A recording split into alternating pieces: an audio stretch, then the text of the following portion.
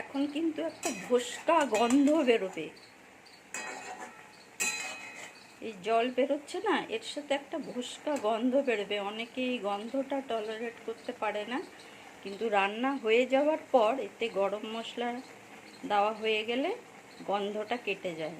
এই সময় যে জলটা বেরোচ্ছে, এই জলটা বেরোনোর সময় ভীষণ একটা গন্ধ হয়। জল শুকিয়ে গেছে।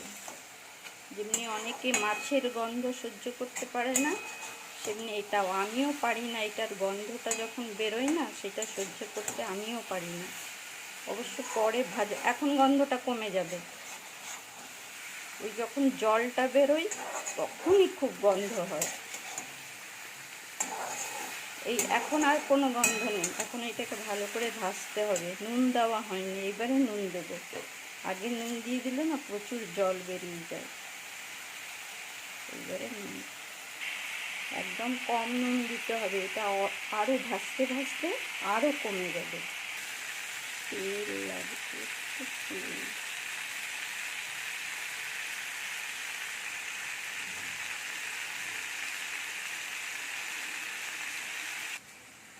এখন এটার মধ্যে মশলা,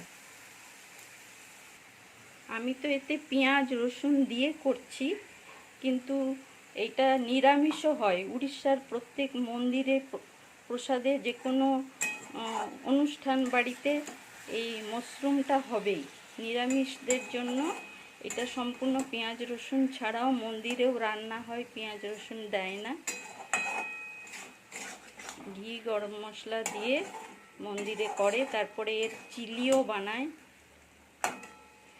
উড়িষ্যার প্রত্যেকটি অনুষ্ঠান বাড়িতে এটা হয়। মন্দিরে মন্দিরেও রান্না হয় পেঁয়াজ রসুন ছাড়াও। এটার টেস্ট খুব ভালো হয়। শুধু ওই যখন জলটা বেরোবে তখন একটুখানি একটা ভাস্পা গন্ধ, কেমনি একটা গন্ধ বেরোয়, তারপরে আর না। তো এরকম মাছের গন্ধও যেমনি অনেকে টলারেট করতে পারে না। এখন অবশ্য সবখানেই খাচ্ছে সবাই। আগে ভাবতাম যে এটা চাষ হয় না, আপনি থেকেই হয়, কিন্তু এখন এটা পুরো একটা খুব ভালো চাষের মানে খুব অর্থকারী ফসল। এরকম কষিয়ে কষিয়ে কষিয়ে।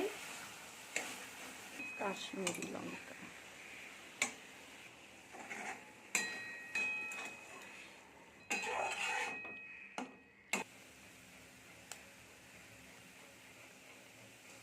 গরম জল।